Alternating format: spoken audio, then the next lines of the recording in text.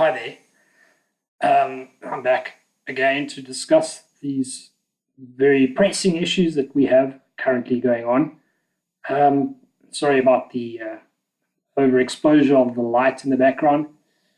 Maybe it's just appear like a halo for me or something like that. Yeah, right. Anyway,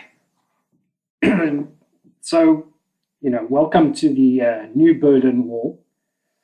Uh, it's 2 meters, and it's called social distancing.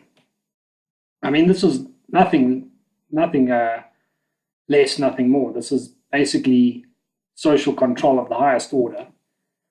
In fact, they probably had a little bit more freedom behind the Berlin Wall in terms of many things which we are, and freedoms which we've given up very quickly. Um, uh, the time frame is still in question, but we've given them up. So just, you know, this is the key problem there, why we're sitting in this situation. And I'm past the issue of the virus and whether this thing is a legitimate threat to, killing people, or whether it's just absolutely doctored statistics and it's the most feeble excuse for a killer virus that ever existed. It is actually beyond the question now.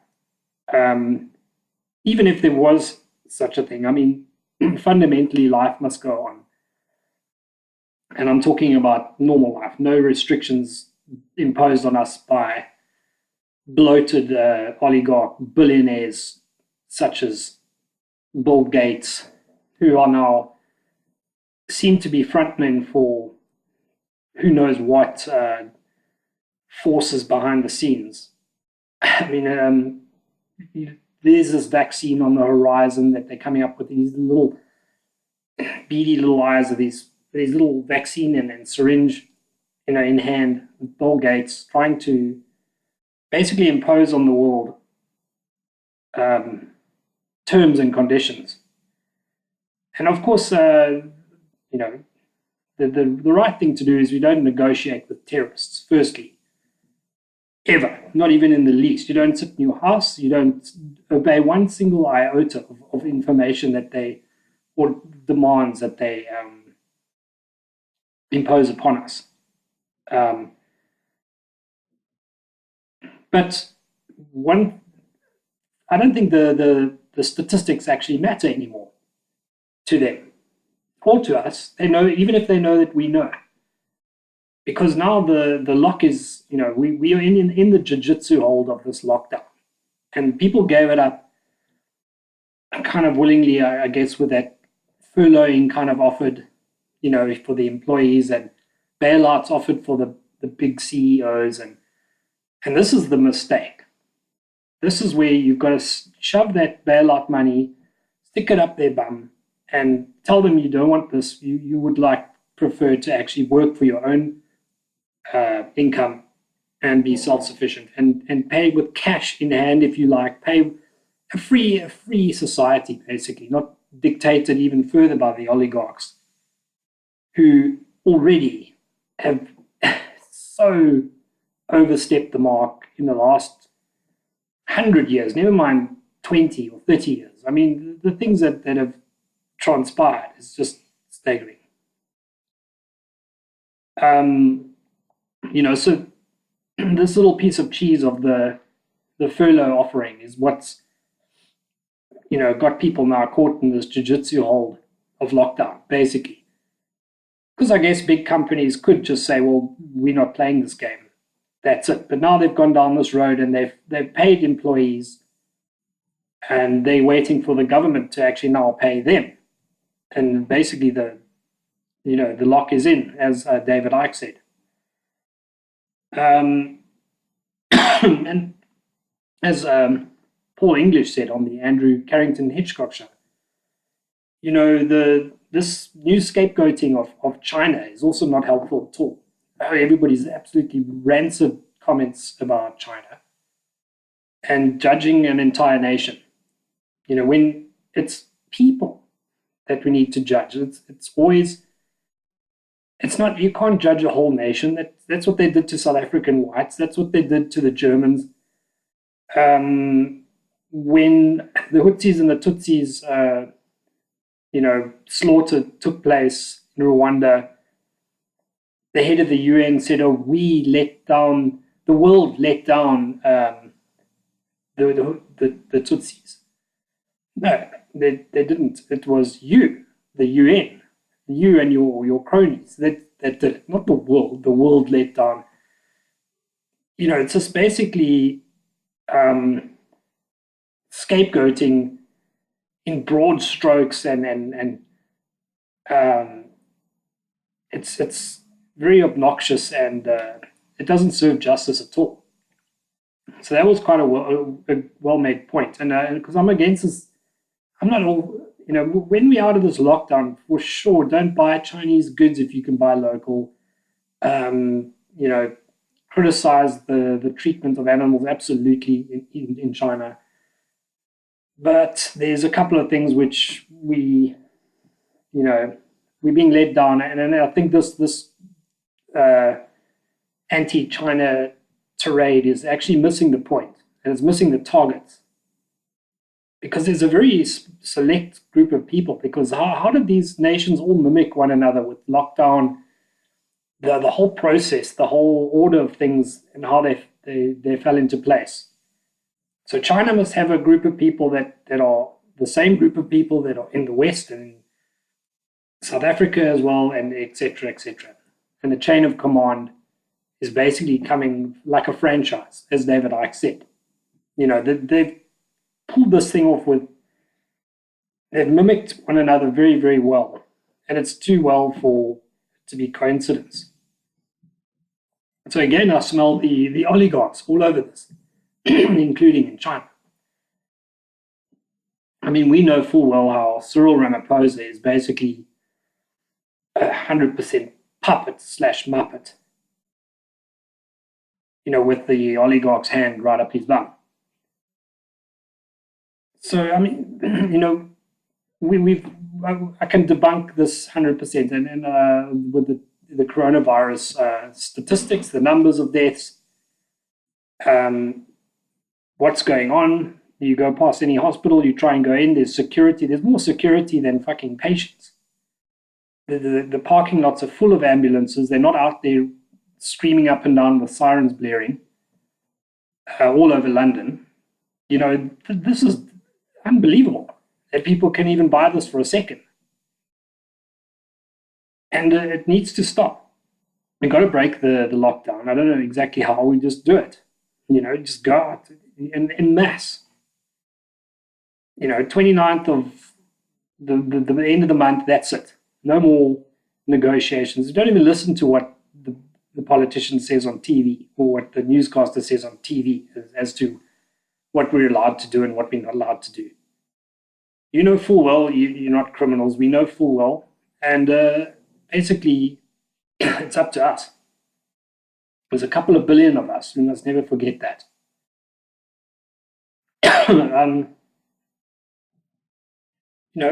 The medical staff also need to come out. It would be good if they kind of exposed a lot more.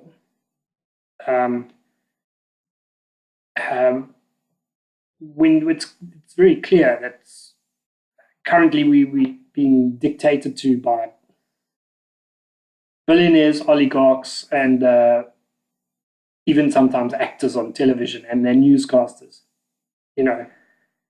Excoriating people, ripping them apart for walking their dog with 5 people, or absolutely outrageous things. I mean, it's outrageous. What are we doing?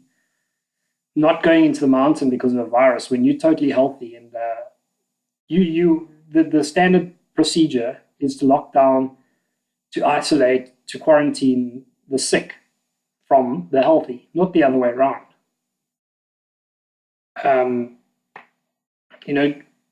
We have to also start waking up to billionaire philanthropists.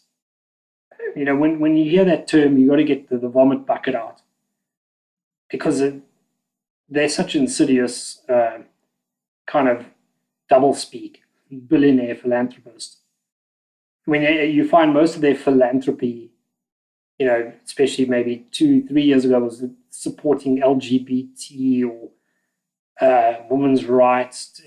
It's just it's vomit worthy. When I say women's rights, I mean to abortion. But we have a society that accepted these things, abortion included. So I suppose why not accept just total tyranny? I mean, I probably shouldn't be shocked, you know. We have to also look at what, like I said again, the Pope said, where we don't even dare, in all of this confusion, and perhaps religious-minded people are thinking religiously, thinking God's hand is involved, which it could very well be. And they're saying, well, it's judgment, it's part of judgment, and this is how it goes. And then the Pope's immediately, it's because you've been using fossil fuels. It's nothing to do with all the sodomy and Gomorrah that's been going on and being shouted about from the loose rooftops and celebrated. It's got nothing to, don't you come and dare. It's like a little implant into your head, a little message into people's heads that don't you come and start trying to steal the narrative and steer it towards that. Much like Sweden not having lockdown. And don't try and pull the wool over my eyes. It's because they've got a law that you're not allowed to homeschool children in Sweden. That's a concrete law. So they've got that little, they would rather, it's much more pressing for them to give them drag queen story hour, and they don't want to miss the golden opportunity in the child's formative years, of course. So Sweden will not lock down. Drag queen story hour and LGBT sex education is much, much more important for them because they managed to pull that law into being. And as we know, that the left never like to let even a millimeter go, which is something that we absolutely now need to start doing. We need to start taking back yards, massive yards, and it can be done. You just got to have the willingness and the vision and the starting point, the step out your house, and maybe things will become a bit clearer. Don't always just think you have to have it planned down to the minutest detail, but we need to get out of this situation, especially in places like South Africa, but I think everywhere is actually in serious jeopardy. They just don't realize it yet. And it's absolutely vital that we do this. Considering what we do know, the basic statistics, you don't even need to dig that deep. Basic numbers, where they topped out numbers of 900 deaths per day, COVID deaths, where we know they're chalking up a hell of a lot of things to COVID, which aren't COVID related. And we know that in a normal year, 1,400 people die per day in the UK. If you average it out and stretch it out from the deaths rates of the aging population and all the other deaths that happen and the tragedies that happen in life, normal life. So if you want this 2-meter Berlin Wall, if you love it that much, then do nothing. Say nothing. Don't stick out. But if you would have a vision of yourself surfing on the beach in the summer and cracking a beer with 5 friends or 10 friends or 30 friends and putting your arm around the girls and then going for a walk, whatever it is, then just wake up if you want to actually change things, because we've got to make this change. We cannot sit hanging on the words of the media and the politicians who are controlled by the oligarchs who don't give 2 shits about you. They actually quite honestly would prefer us to all be gone. I'm not kidding about this. When you're at that level, I think it's quite a nuisance for them to go to Venice and there's 7 million other people there. or to go to Milan and it's absolutely packed with people and it's such a nuisance. Or Paris or, wherever they go, perhaps skiing on the Alps, they'd prefer to have the slopes to themselves. And these billionaires they think we're vermin. I mean, it's as simple as that. Aside from that, the level of control that they wish to exert on us is absolutely unbearable. So I think a lot of actions need to be taken. And I would say the 29th of this month, we step outside, and that's that. No matter where, no matter how, you just do it.